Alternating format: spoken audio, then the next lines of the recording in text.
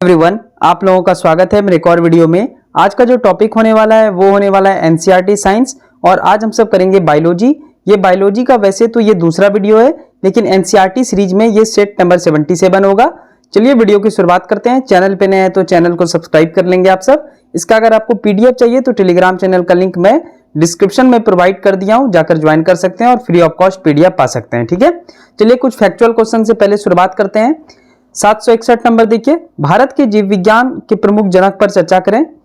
तो पहला हो गया, भारतीय पारिस्थितिकी तंत्र के जनक है रामदेव मिश्र। पारिस्थितिकी तंत्र होता क्या है? तो पारिस्थितिकी तंत्र में प्रकृति में होने वाली घटनाओं का अध्ययन करते हैं। दूसरा है, भारतीय फाइकोलॉजी के जनक है ओपी आइंगर। फाइकोलॉजी में सवालों का अध्ययन किया जाता है। तीसरा है, भारतीय माइकोलॉजी के जनक है ईजे बटलर। माइकोलॉजी में कवकों का अध्ययन किया जाता है। ये सब याद रखेंगे, एग्जाम में आता है। 4 है, भारतीय वनस्पति विज्ञान के जनक विलियम रक्सबर्ग हैं। 5वां है, भारतीय पोलियो बॉटनी के जनक बीरबल साहनी है। 6 है, भारतीय ब्रायोलॉजी के जनक कौन है? तो शिवारमन कश्यप। ठीक है, तो ये 6 याद रखेंगे आप सब। बहुत ही इंपॉर्टेंट प्रश्न है, बहुत बार एग्जाम में आया है। क्वेश्चन नंबर 762, कोशिका क्या है? तो कोशिका जो है बहुत ही महत्वपूर्ण चीज है। सेल इसको बोलते हैं इंग्लिश में। यह किसी भी जीव की संरचनात्मक एवं क्रियात्मक इकाई है। जैसे हमारा शरीर किसका बना है? कोशिका का बना है।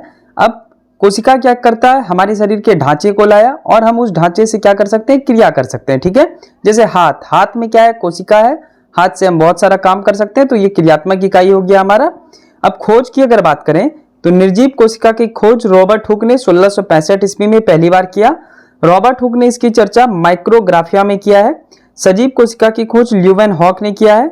आधुनिक कोशिका विज्ञान के जनक स्वेंसन है। इनकी किताब का क्या नाम था? सेल। ठीक है, सेल इनकी किताब का नाम है।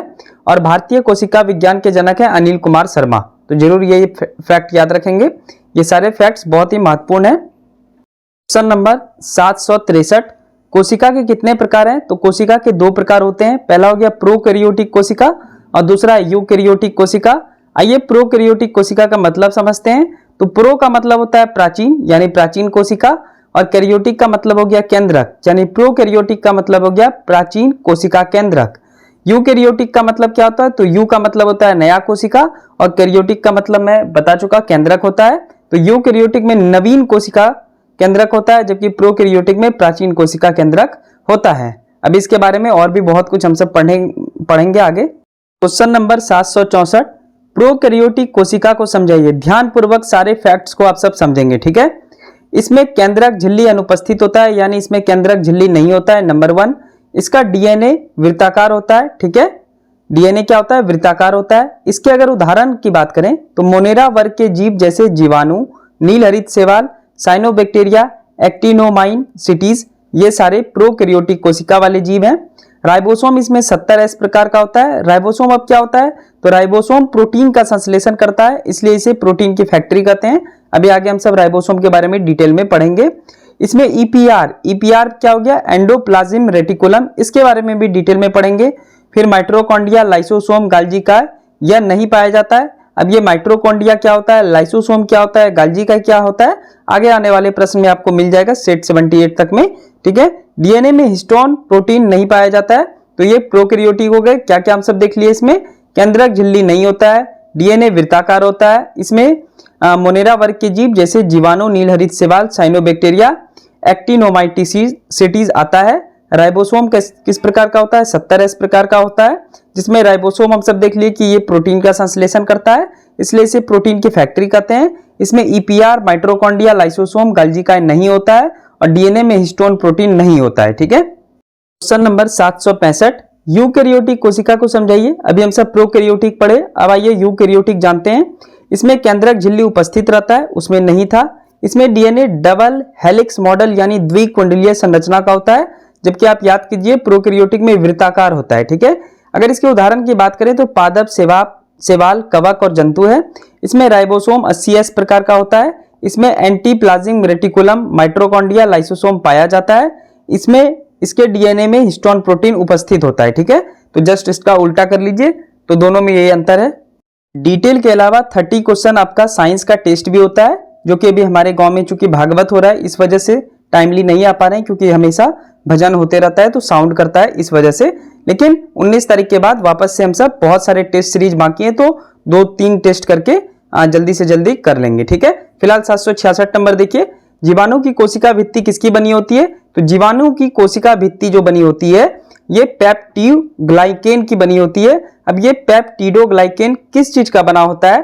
तो पेप्टिडोग्लाइकेन 3 चीज का बना होता है, अमीनो अम्ल, म्यूमेरिक अम्ल और कार्बोहाइड्रेट का बना होता है। एक बात और इसमें ध्यान देंगे कि जंतु की कोशिका झिल्ली, जंतु में कोशिका भित्ति नहीं पाई जाती, याद रखेंगे, जंतु में कोशिका झिल्ली पाई जाती है। तो जंतु की कोशिका झिल्ली फास्फोलिपिड का बना होता है। ठीक है, ये 2 बात याद रखेंगे। जीवाणु की कोशिका भित्ति किसकी बनी होती है? पेप्टिडोग्लाइकेन। ठीक है, और पेप्टिडोग्लाइकेन किसका बना होता है? 3 चीज का, अमीनो अम्ल, मर्म्यूरिक अम्ल और कार्बोहाइड्रेट। और जंतु की कोशिका झिल्ली फास्फोलिपिड का बना होता है। क्वेश्चन नंबर 767, कवक की कोशिका भित्ति किसकी बनी होती है? तो कवक की कोशिका भित्ति काइटिन की बनी होती है। और ये काइटिन किसका बहुलक है? यह एन एसिटाइल ग्लूकोसामिन का बहुलक है। ठीक है, शैवाल की कोशिका भित्ति सेल्यूलोज प्लस कैल्शियम कार्बोनेट यानी CaCO3 की बनी होती है। कैल्शियम कार्बोनेट का सूत्र होता है CaCO3। पादप की कोशिका भित्ति सेल्यूलोज की बनी होती है। ये याद रखेंगे सारा, क्योंकि ये सारा पूछ चुका है एग्जाम में और आगे आने वाले एग्जाम में पूछेगा भी। कवक की कोशिका भित्ति किसकी बनी होती है? काइटिन का। शैवाल का कोशिका भित्ति किसका बना होता है? सेल्यूलोज प्लस कैल्शियम कार्बोनेट का। वहीं पादप की कोशिका भित्ति सेल्यूलोज की बनी होती है। ये तीनों फैक्ट्स याद रहना चाहिए। क्वेश्चन नंबर 768, कोशिका भित्ति को समझाइए। अभी बहुत सारे क्वेश्चन में हम सब कोशिका भित्ति जान रहे थे, जीवाणु का, कवक का जाने, पादप का जाने। तो कोशिका भित्ति एक्चुअल में होता क्या है? तो कोशिका भित्ति सिर्फ पादप में पाया जाता है, यह जंतु में नहीं पाया जाता है। इसकी खोज रॉबर्ट हुक ने किया। यह पादप कोशिका का बाह्य आवरण है, छाल समझ सकते हैं। ठीक है, तो यह अंदर में पाया जाता है और यह बाह्य आवरण है। कवक, शैवाल, जीवाणु पादप में पाया जाता है और यह मृत होते हैं। ठीक है, यह कोशिका की सुरक्षा, आकार में दृढ़ता तथा अणुओं का संचरण करता है। ठीक है, कौन सा पेड़ पौधा किस आकार का जाएगा यह कौन डिसाइड करता है? तो कोशिका भित्ति, मतलब सपोर्ट करता है। क्वेश्चन नंबर 769, कोशिका झिल्ली को समझाइए। तो कोशिका झिल्ली पादप और जंतु दोनों में पाया जाता है। यह सजीव होते हैं। आपको याद होगा कोशिका भित्ति मृत था, जबकि कोशिका झिल्ली सजीव है। इसका दूसरा नाम प्लाज्मा मेम्ब्रेन या प्लाज्मा लेमा है। इसकी खोज ग्रैंडल ने किया था, एकदम याद रखेंगे आप सब, ग्रैंडल ने इसका खोज किया था। कोशिका झिल्ली नाम प्रेफर और नेगली ने दिया। इसे प्लाज्मा लेमा जेके प्लाउ द्वारा कहा गया। इसका कार्य कोशिका के अंदर या बाहर पोषक अणुओं का परिवहन करना है। ठीक है, तो कोशिका झिल्ली का यही कार्य है और ये सारे फैक्ट्स आपको याद रखना है। खास करके इसमें खोज कौन किया था? ग्रैंडल ने। ठीक है, इसका दूसरा नाम क्या है? प्लाज्मा मेम्ब्रेन या प्लाज्मा लेमा। और इसको जो है कोशिका झिल्ली कौन नाम दिया था? तो प्रेफर और नेगली ने। बिल्कुल, ये 3-4 फैक्ट्स आपको याद रखना है। चलिए आज के इस वीडियो का आखिरी क्वेश्चन देखते हैं हम सब। क्वेश्चन नंबर 770, जंतु कोशिका और पादप कोशिका में अंतर बताइए। तो एक तरफ है जंतु कोशिका और दूसरे तरफ है पादप कोशिका। चलिए कुछ जो बार बार एग्जाम में पूछे जाते हैं वो वाला फैक्ट्स हम सब देख लेते हैं। तो जंतु कोशिका में नाभिक उपस्थित रहता है, पादप कोशिका में भी नाभिक उपस्थित रहता है। जंतु कोशिका में सीलिया उपस्थित होता है, जबकि पादप कोशिका में सीलिया बहुत दुर्लभ रहता है, बहुत मुश्किल से मिलता है। जंतु कोशिका का डीएनए का जो आकार होगा वो गोल होगा, जबकि पादप कोशिका का डीएनए का आकार आरएनए का आकार आयताकार यानी निश्चित आकार का होगा। जंतु कोशिका में क्लोरोप्लास्ट नहीं होता है, हरित लवक नहीं होता है। पादप में क्लोरोप्लास्ट होता है और इसी क्लोरोप्लास्ट की सहायता से पौधे अपना भोजन स्वयं निर्माण कर लेते हैं। जंतु कोशिका में क्लोरोप्लास्ट हो गया, जबकि पादप में क्लोरोप्लास्ट होता है और जंतु में नहीं होता है। वैक्यूल का आकार जंतु में छोटा होता है, जबकि पादप कोशिका में वैक्यूल का आकार पादप में बड़ा होता है।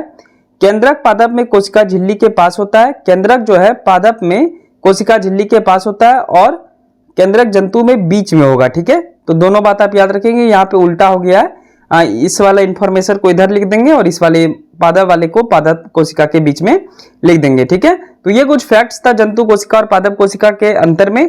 आगे इसी से आगे कंटिन्यू करेंगे सेट नंबर 78 में। ये वीडियो अगर आपको पसंद है, ये वाला एनसीईआरटी का सीरीज अगर आपको पसंद है तो हमारे चैनल को सब्सक्राइब कर लें।